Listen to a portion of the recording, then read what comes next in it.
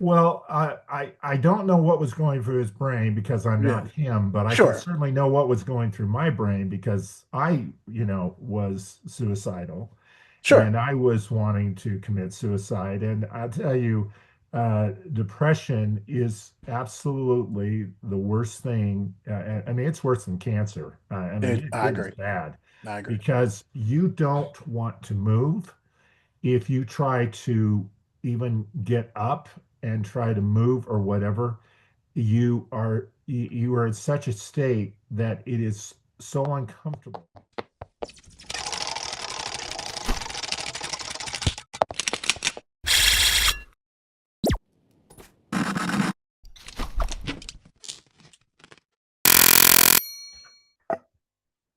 Hello. Hi, Darrell. How are you? Good.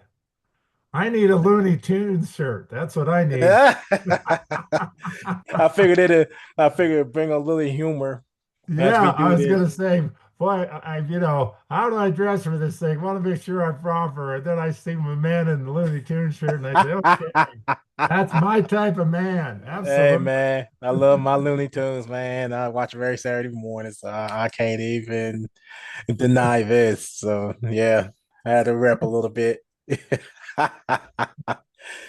All right. So since you're on, I guess we can go ahead. I already got everything recording. Get started. If Okay, you great. like. All right. So we can start this bad boy off. You introduce yourself, what you do, and what made you come out to do this type of work, and what motivated you. Yeah, I was in the family business, Mm-hmm. and I was kind of the second son in the family business. Oh, okay. And I felt very displaced when I got in there.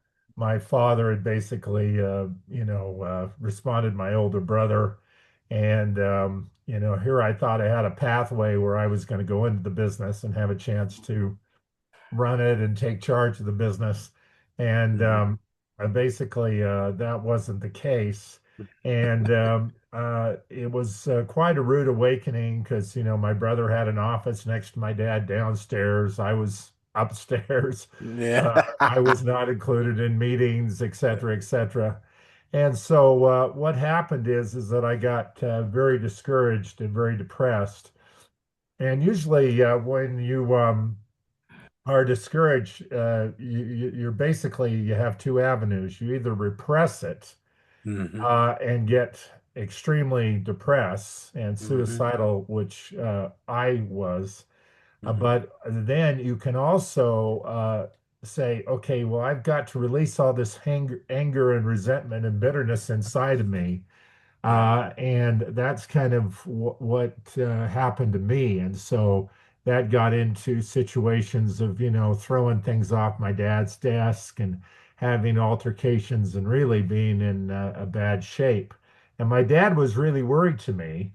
And so he says to a friend who I kind of had responded to in the past, he said, hey, I want you to sit down there and talk to my son because I had bitter resentment and hatred against my father. And he Yeah. told me the story of this man who sits on a tack and is in real pain and says, "Wow, that hurts. I'm getting off that thing. That's very painful." And Mm-hmm. then he said, "There's the another man that sits on the tack and says, well, yeah, it's kind of." Really painful, but I really don't want to get off of it or whatever. And so I'll just have something to insulate it so I don't have to get off of it. And then the Sure. third guy was the guy who sits on the tack, is in excruciating pain, suffering, miserable, unhappy, whatever, but refuses to get off. And so then the guy looked at me right in the eye and says, Tom, what position do you think you're in?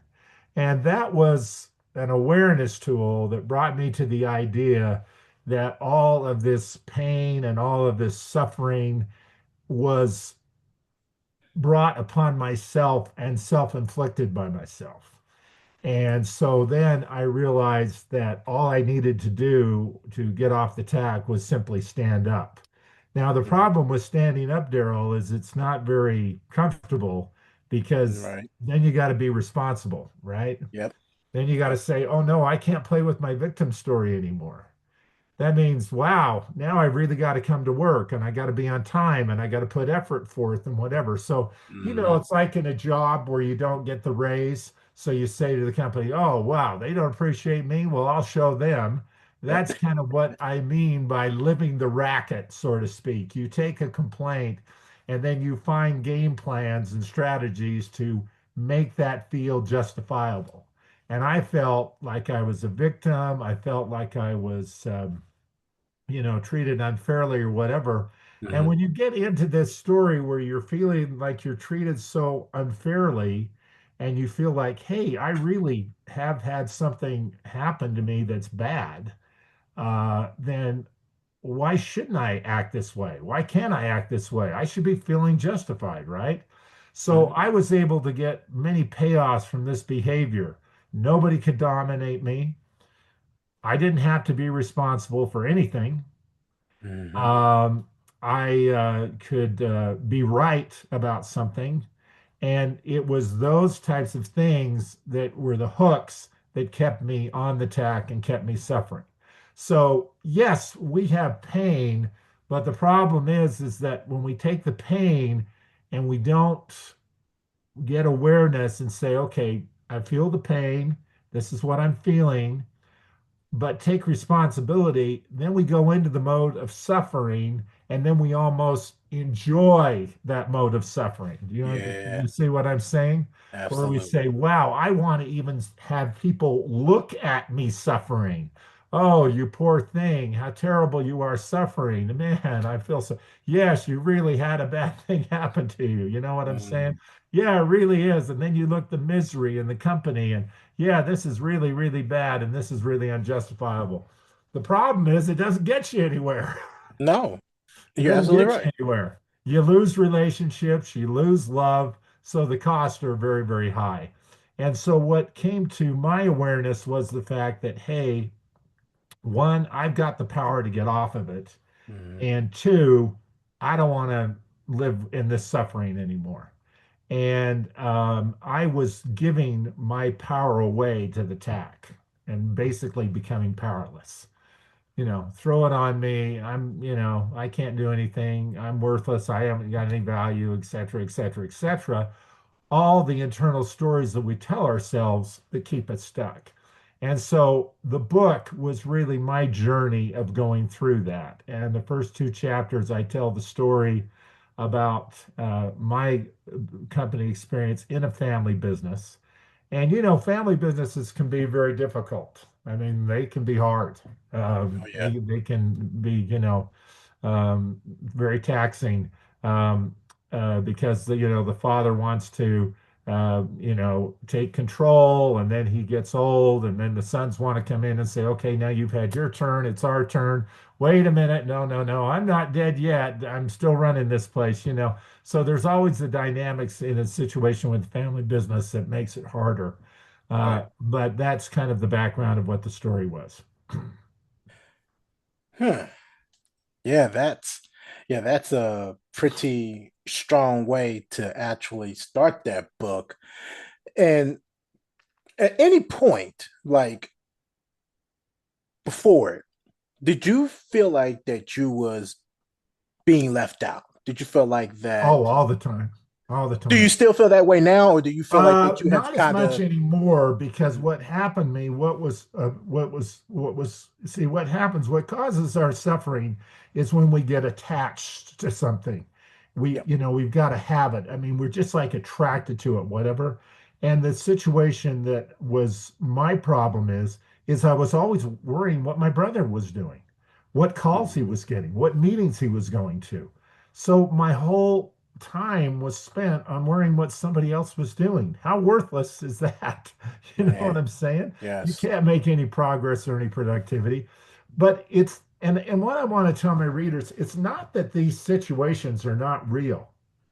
There is real Right. pain. There is real isolation. Hmm. I remember we had the Christmas party, and one of the employees dressed up as Santa, and he always wanted to get a big bonus at the end of the year. So he tried to create a way of, kind of smoozing the boss, so to speak, right? Hmm. So he dressed up as Santa and he came in and he called my brother up and sat him on his lap in front of all the company employees. And he called my dad up and he called another employee up. And I was sitting in the audience all alone.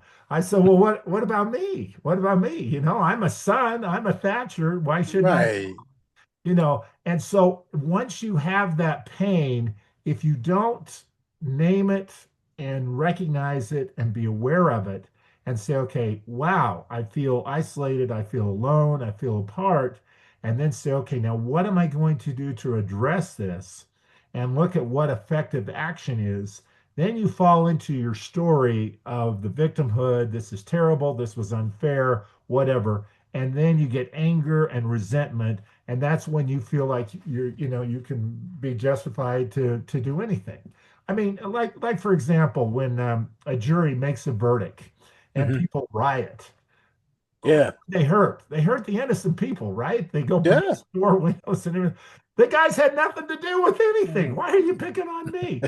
And yet Right. they could justify it because they said, because this happened, I get to be this way. So Hmm. instead of them being their own person and having their own power and saying, I'm going to be who I am because that's who I choose to be, Right. rather than being dictated by events and say, the events are making me be this way. And that's the greatest lie of all. And so, what I found out in this book is that when we get all these stories, most of what those stories are all lies. They're all made up Hmm. by us and they Yep. don't have any really basis of fact.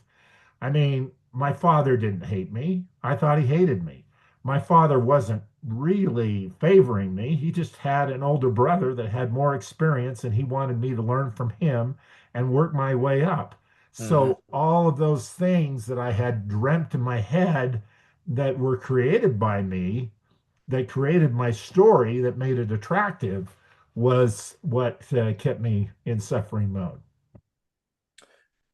Yeah. And that's tough too. That is really tough. That's tough because you got pain versus suffering. Right, You have the pain is like what happens, and then right, you have suffering, which would be like what we holding on to, and right. that's real.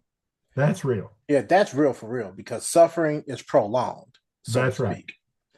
So when you talk about that, what do you think is the difference between the pain and the suffering due to, I want to say, resentment? Well, first of all, the difference between the pain and the suffering is what we ourselves add to the pain. Right. So, for example, when I was coming out of a surgery, I had diverticulitis. Mhm. I was in pain, Yeah. but then I was going like, oh, oh, oh, and it's like, okay, now breathe, right? Yeah, Hmm. it hurts, but all this other stuff, the stress that you're putting on your body, not allowing yourself to breathe, not allowing yourself to relax, is what really adds to the suffering part. Yeah. So, really, it's the pain added is what causes the suffering. And if you can just stop the added part, because things are going to happen, and then you're going to have your interpretation of what happens. The what happened is the pain part, but the interpretation and the story and all of those types of things is what becomes the suffering part. And when Mhm. you suffer so much and won't allow yourself to repair yourself. So, for example, I use a story about one of our employees, Brian, Mhm. who had a situation where he lost one of his eyes and Mhm. he had a patch. Yep. And so he was very subconscious with girls, right? Oh yeah. And so he used that story as saying, okay, well, girls don't like me and whatever. And then he got rejected by a girl. And so he says, well, now not only girls don't like me, but people don't like me. I'm not liked at all. You know what I'm saying? So there Yeah. is the point of the girl being extended over to the entire world, which is not true.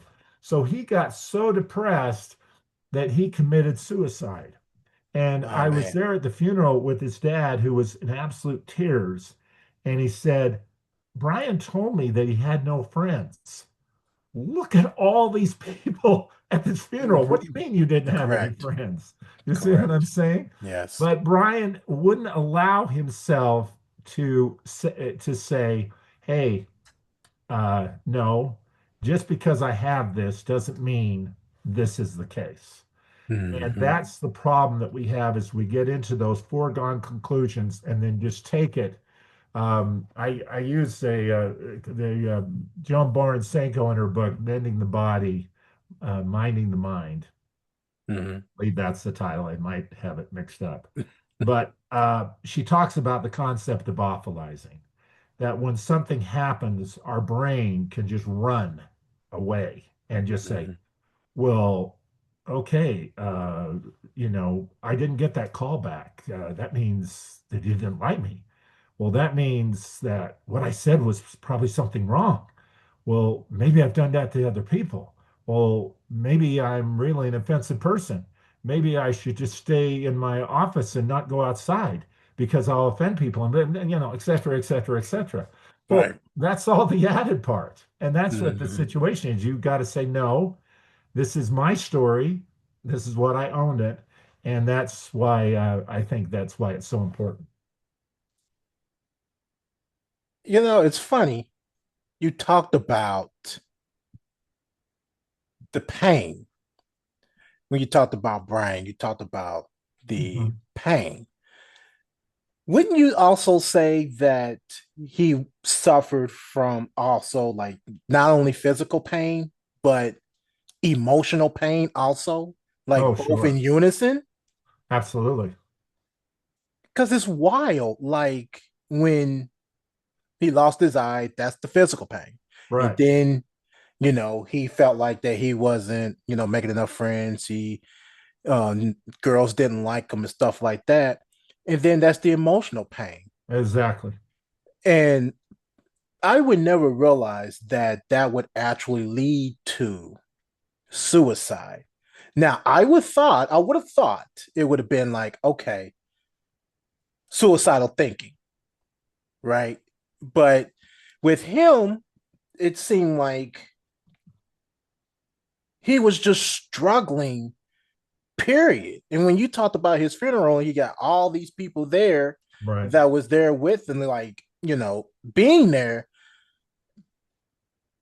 Why do you believe it was so hard for him to realize that, you know, he wasn't making these friends? He felt like the girls wasn't liking him and stuff like that. What do you think was actually going through his brain when that happened?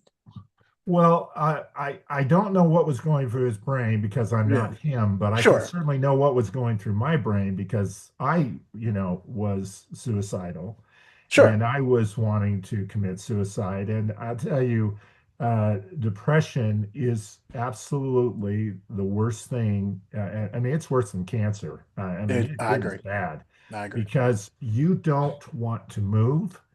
If you try to even get up and try to move or whatever, you are in such a state that it is so uncomfortable. And I remember going into a dark room and I would curl up on the floor and I would be in so much pain. And any type of light was so offensive to me. I had to have everything absolutely dark. And I was curling up in a ball and everything and just totally, totally suffering. And the reason why is because when you get into that state, my thought process was there's no path. There's just Yeah, no path.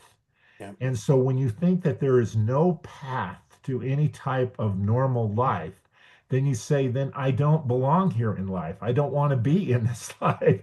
I man. want to just be out of this life, whatever it takes.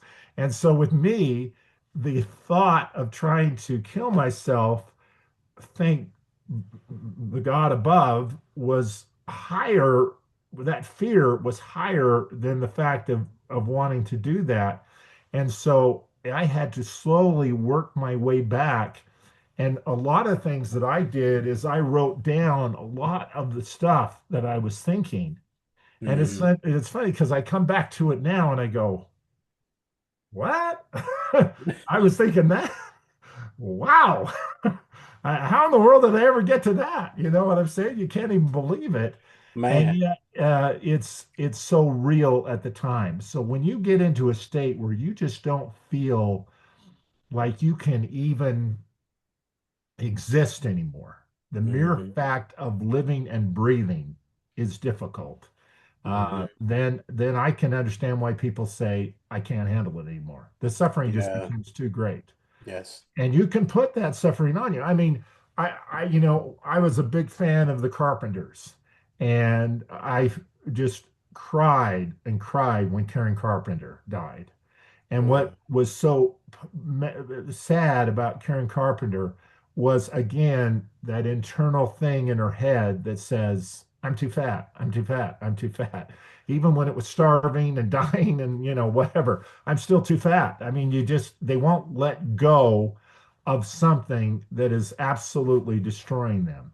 And I've always been curious, why is that the case where people are so attached to something, they just refuse to let it go? And my thing was the attach of being that person in Thatcher Company. I wanted that Hmm. so badly. My identity, my character, my self-esteem was all based on me running that company. And so when that was intention was thwarted, then there was so much anger and resentment. And that's the problem with anger and resentment, Darrell. If you have it, you either need to, burn a building down or you need to kill yourself. But when it gets Yeah. so bad, you got to find some way to handle it. And so I truly believe that depression is repressed anger. I really do. I believe Yes. it's anger that and hatred and all these types of angry feelings that you just cannot release. You just can't release. And that's why I think people get depressed. It's the body saying, okay, you're giving me all this stress. I can't do anything about it. So therefore, I'm going to shut down. And I'm going to stop producing the endorphins that get you, enthusiastic. I'm going to stop producing the necessary chemicals to make you feel good or whatever, and I'm going to even stop, whatever I can do to control your thought processes because you're killing me. And so I can't do anything about it. And I'm just going to stop myself. And so it's really a body's reaction, in my opinion, in my experience. Yeah. I agree. Now, I'm kind of like with the whole resentment when it comes to relationships, like not with family or anything like that, but when Right. I had like girlfriends and stuff like that. And I've had that, that hate and that resentment when I found out someone's cheating on me or, Oh, yeah. being secretive and things Oh, like yeah. that. And that's where my depression comes in. That's where resentment comes in for me because I always believed in accountability. And I've always wanted to look at someone and be like, okay, I want this person to be accountable for what they did to me. But then Absolutely. I had to learn that's not really my problem. The problem is Exactly. me. I have to literally have to start healing for myself, not for them, but for me. Keep moving Absolutely. forward, keep doing things that I know that would help heal me in the process. Because the more that, like you said, the more that you revisit things, the more that you actually stay emotional to it, you're going to put yourself into a deeper and deeper hole that you cannot get yourself out of.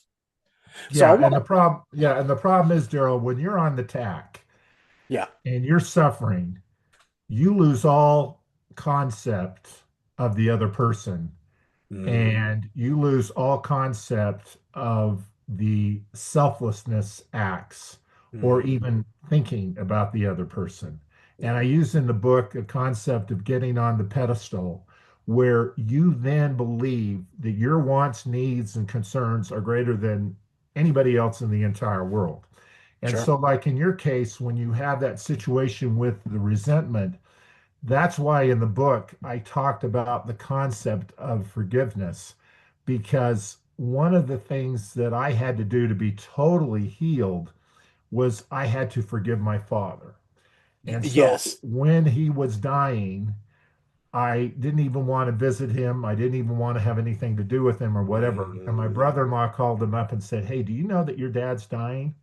And I go, "No, I don't." And for some reason, he's not going yet. And the nurse said he should have been gone by now. I think you need to see him. And it was during COVID time, so I had the perfect racket, right? Well, Yep. I know it's COVID. I can't visit him. I'll get sick or Right. whatever. Yeah. But then and so I got up there and I visited him, and then I left him, and then I said, it was like on a bike ride, and I just said to my wife, I said, you know what? I got to go back. I just got to go back. Well, what do you mean? We're going on this bike ride. No, no, I got to go back. You go ahead. So I ran all the way back to the hospital and stuff. And I went to him and I said, Dad, it's okay. You didn't do anything wrong. I'm fine.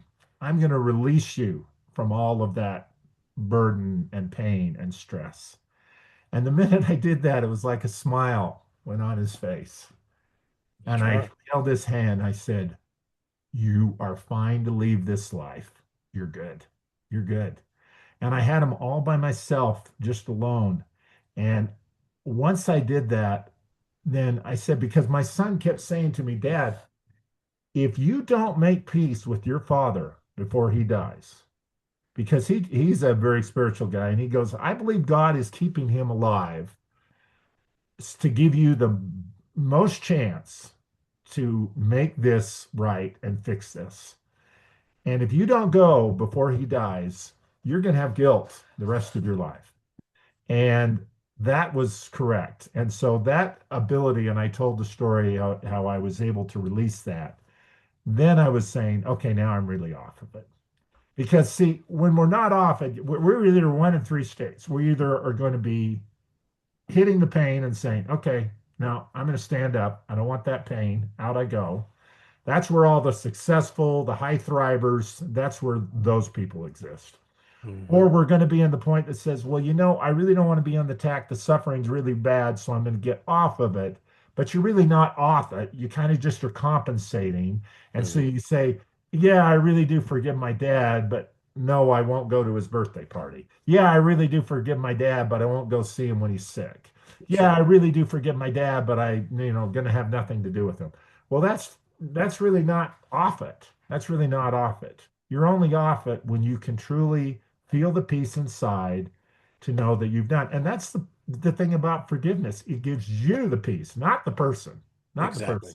Yes. I mean, you've heard the story, right? Where I'm going to drink the poison in front of you and see how much it hurts you. Yeah. That right there. Yeah. It won't Yeah. work for you. I mean, the one that is hurting is you. The one Correct. that is suffering is you.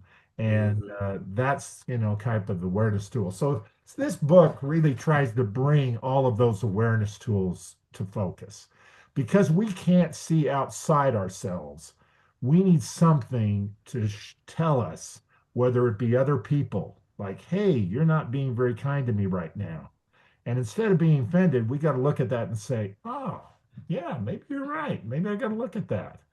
And that will help us with the people concept of not being offended so much about what people say or do, because we have all these blind spots that people can't see. And we are able to then, have them help us see them. And that's the funny thing that you mentioned that with your dad. I gotta share this story real quick because Okay. it kind of connects with what you was going through with things like that. I remember in 2012, um, my grandmother was dying, and it was November. It was like right after Thanksgiving, and the family just kept talking about, okay, let's go ahead and plan a time to visit Granny and stuff like that, and they all decided. that, okay, let's go ahead and do Christmas. Okay, let's do Christmas. And I'm thinking, and I was kind of against it because I literally said, I said, okay, let's think about this. Are we really doing this on Christmas, or are we really taking life for granted here? Like, what happens if she do not make Christmas? Right. And that was my whole just in point. And when I Right. said that, that was just my whole point. Yeah. And so that's when me and my sister got into it. That's when she just missed the whole concept of what I said. Yeah. And she just went out and said, "Oh, I see. You just don't want to see her." And I'm like, shoot, if that was the case, then we just should have went over and saw her Thanksgiving then. We Yeah. all should have gathered in, just, Yeah. saw her Thanksgiving and stuff like Yeah. that. So that was the whole argument. And that's what me and her had gotten into it about. I was just trying to make a case. Hey, let's not take this for granted. I mean, we should have did this at least Thanksgiving or at least do it before Christmas. That's all I was trying to say. Yeah. Yeah. 4 minutes, 4 minutes, maybe 3 or 4 minutes after midnight, we lost her. Wow. We lost her because everybody wanted to wait to that day. Everybody wanted to wait to that day. I'm like, now guess what? We can't see her at all. Yeah. Now we have to see her in this gurney bed, Yeah. dead. Yeah. That killed me Yeah. internally. Yeah. That killed me internally, Thomas. Like, it was Yeah. like, why? Right. Why do we have to take life for granted like this? And that story that you mentioned about your dad, about, you forgiving and stuff like that, that touched me. And that was just a story for me to say, you know what? It was hurtful because nobody, like you said, you feel left out. Nobody takes you seriously, right? Right. So Right. Right. that's just my little small story about that. I just had to let that out. No, no, and I appreciate that. And we use that, and we use the holidays as a way to say, okay, well, yeah, I don't want to really feel guilty about this, but the problem with that is it's really not about the person. Yeah. It's about our own self saying, I Yes. don't want to look bad. I don't want to look bad. So I'll make sure on Christmas that I, extend this. Now, the rest of the year, I don't have to worry about it, but Yeah. everybody's looking at me at Christmas. What are you Yeah. going to do at Christmas? And yeah, and we mask a lot of things that we just don't Yes. want people to see. And we mask them, not only do we not want people to see, but we don't want to see them ourselves. And so we just kind of, try to bury it. And kind of feign acts of service are a beautiful way of burying that. No doubt. And I wanted to ask you, what, besides yourself, besides God, who helped you and supported you during your difficult time? Who actually supported you? Did anybody help you, support you during that time? I did. I mean, I've got to give credit to my wife because she supported me in a way of being able to say that, Tom, you're running your racket, you're on the tack, and I'm not going to support you when you are being this type of person. And then, of course, my mom was always there, but my mom was always trying to comfort me and make me feel better and do all that things, which she did out of love and support. But sometimes, it takes hard parenting. I mean, I Mm-hmm. told the story of a person that put great stress on the family who was very, very sick, Yeah. and they just ran the person just ran the family ragged, always attention, always needing this, all everything. And she was just there, just being so helpless and so whatever. And so then she was upstairs and they had a family meeting downstairs, and they Mm-hmm. just all were exhausted, no sleep. She was running her ragged and everything. They said, you know what, I think we just better let her die because I can't do this anymore. Yeah, I can. And they were talking among the family. Yeah, I can't do anything more. And Yeah. boy, when she heard that, wow. did she all of a sudden get better, right? Right, Man, oh, right. okay. What? They're just going to let me die? Well, no, no, no, no. I'm not as bad as you think. No, I can get my own this. I can do this. I can do this or whatever. So sometimes we just love to just have people feel sorry for us and feel Hmm. victimized and whatever. And I think Yes, what helped me was those people in my life, many of them that went in and said, Tom, you're on it. Get off of it. Get off of it. No more. No more. And I think that's why when people can read this book and they can help with others, especially if couples read it together, they can be observers for each other and say, "Hey, you're on it. Oh, sorry, I'll get off it." And it helps them in their life. absolutely, absolutely. I think that was strong. That was strong. Explain to me this: responsibility versus blame. Well, responsibility is kind of a situation where you don't feel you have any cause in the matter at all. And so I blame my dad because I said, I'm not doing anything wrong. I'm Hmm. not nothing. I'm not doing anything wrong. It's all his fault, right? I Hmm. mean, he's the one that's doing this. He's the one that's allowing people to isolate me. He's the one that's putting me upstairs. He's doing all this, whatever. But there is always a cause that you have. And so when you take responsibility, you say, I own my emotions. Hmm. My happiness is my responsibilities. It's not somebody else to try to make me happy. It's Correct. not some other person or whatever. It's my responsibility. And when you have a situation with a relationship, then yeah, people are reacting to me. Now, maybe I'm not doing anything wrong, but maybe I can learn that that doesn't work for that person. So maybe I need to be more silent, or maybe I need to listen more, or maybe I need to be more attentive. There is, it doesn't matter how thin that pancake is, there are always two Hmm. sides to it. And there Absolutely. is never a situation where it's 0 to 100. So what I always say in marriage is not a 50-50 proposition. That's Marriage is right. a 100-0 proposition. You Yes. are responsible for your 100%. You can do Hmm. nothing about their percentage. You can only do about yours. And so you try to be the best person you can possibly be and let them, handle themselves. And that's what it's all about. And when you have blame is kind of that way of being able to remove yourself from being totally responsible. It gives you that little out. Oh, no, Hmm. no, what did I do wrong? I didn't do anything wrong. It's their fault. No, it's their problem. It's their thing. That's their problem. I don't have to worry about it. And so then that doesn't make you totally responsible. And what I'm trying to get everybody to do in this book is be 100% responsible. I'm going to be responsible for everything. Doesn't matter if I have direct control over whatever, but I'm going to try to have that total responsibility so there's no room for blame.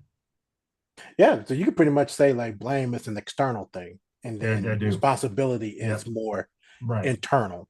Like you speak on blame, And you I that talk about the steps of the pedestal where you go to blame and then you yeah. go to, isolation, et cetera, et cetera. And that's what gets you, feeling that your problems, your areas are so greater than anyone else's. And when you really get healed, Darrell, is when you have the capacity to just put yourself aside. Like the good book said, you find yourself when you lose yourself in the service of others, or when you lose yourself. That's when you really find Yes. yourself. When you start worrying about all your problems, concerns, and whatever, and stop thinking and start thinking about somebody else's problems and concern. What can I do to help others? What can I do to be more of service?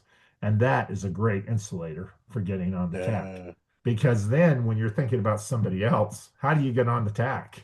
You're not even thinking about right. yourself. Exactly. Exactly. That's exactly right. Yeah. And this is and I think you already touched up on this. I'm gonna ask again just in case if you didn't. When you talk about letting go, why is it so hard for people to let go? Because they're so attached and the story is they're just so attached to their story. You know what I'm Mhm. saying? They just Like I have to have this, and if I don't have this, then I can't exist, and I will die, and I won't. But the truth of the matter, no, you don't have to have it. You don't. You can be a very strong person without it. But to try to get them to convince of that. And then the other thing is that people like to play God. This person deserves Mm, this. They mm, should be punished. They should receive this. mm. I'm going to make sure I give it to them. I'm not going to wait for God to, whatever. I am going to give it to them now. And they Oh just are God. so bent on that. Yes. And when you have such that hatred and everything, you want you're so selfish that you don't even want the joy of another human being. And so I wanted the company to fail. I wanted my brother to fail. I wanted my dad to fail. That's what happens. And it gets so encompassing that it overtakes you. And it's very, very, very hard because it goes layer upon layer upon layer upon layer upon layer. And you're always like a magnet looking for things to just keep building your case. See, I'm right. See, oh, I told you. Oh, there he goes again. Yep, another layer. Oh, there he goes again. Another layer. Oh, I'm definitely right about this. Well, you might be, but great. What should I do? Should I give you a candy bar from the store and here's your prize? Because being right is the booby prize of life. It really is. I mean, yeah, okay, you're right. You're right. Yeah. I don't know what you want for it, but we'll say you're right. Is that okay? You're not getting anywhere. You're not accomplishing anything, but you're right. So that's Right. good. Yeah. And I love you. Go into heaven, right? You can say to Hey, God, hey there you God, go. what'd you do with the life I gave you? I was right. What do you mean? Hmm. Man, I tell you, because it's like you know me, but you sure know me. Yeah, Like exactly. I'll be like low key. Yeah, I sure hope you fail. But then yeah, I had to like look myself in the mirror and I had to go like, who are you doing this for? yeah, Like yeah, if somebody's gonna fail, what are you doing for yourself?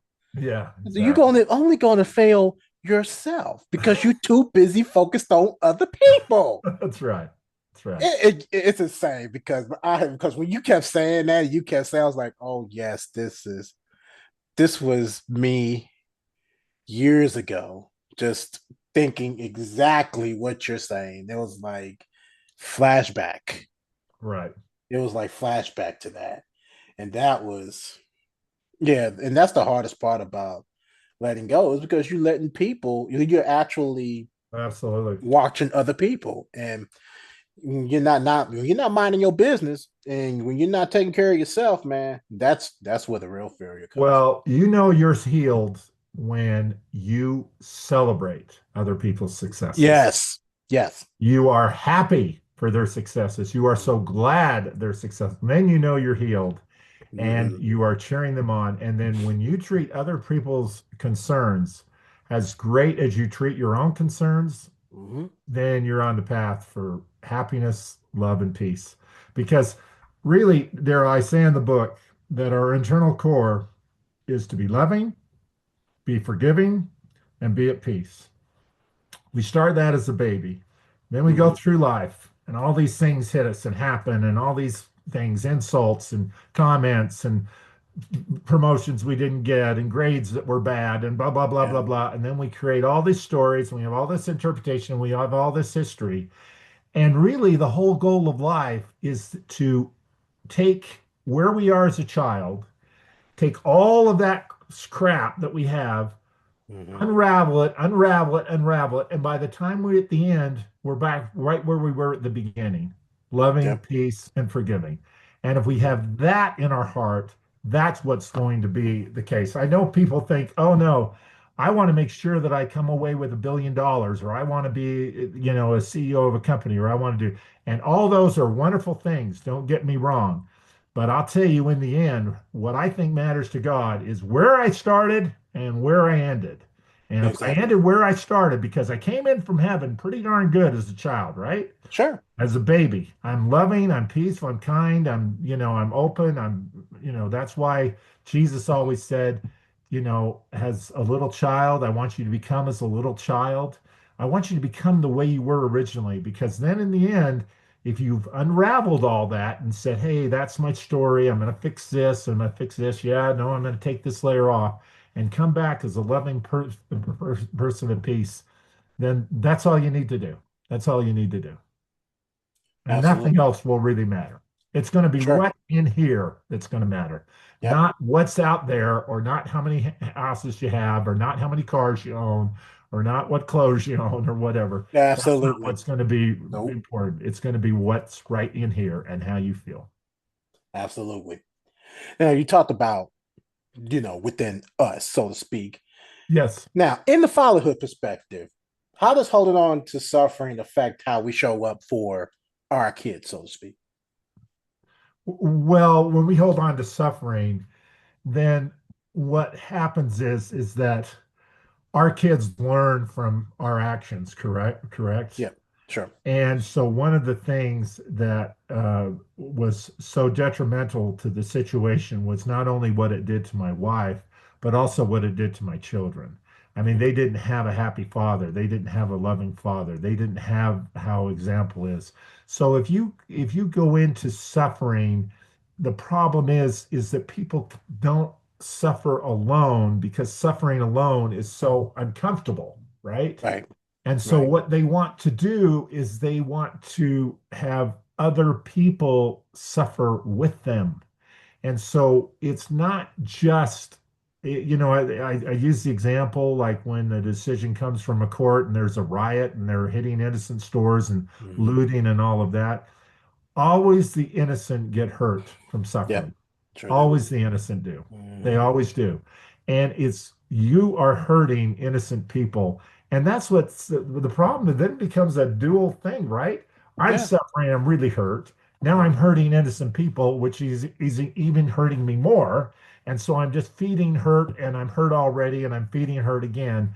And it makes it very, very difficult. And that's why sometimes it's very, very hard to get out of it. fair enough. That's fair. Just a couple more questions, and we'll You go ahead bet. and wrap this up. Yeah. So I always ask this sometimes with all of my guests, like when they come on, I like to ask this. What's one thing someone can do today to stop holding on to suffering? What would you tell them? I'd say get off it. Just stand up. Life is full of tacks. The Yes, question is how long are we going to sit on them before we stand up? That's what I would tell them. absolutely. Absolutely. And I just got one last question, and I've Okay, been trying to get to this last question for the longest. no problem. I want that book. How do I get it? Oh, Amazon. Just on Amazon? Amazon. Yeah, Okay. yeah. Okay. That'll And they work. can go Yeah. on my link, and they can go on my link. They can go on YouTube and or they can go link tree and get my link. I give them a free sample of the how to get off the tack for a week. I give them a kind of a tack map for a week that they can fill out and learn how to do that.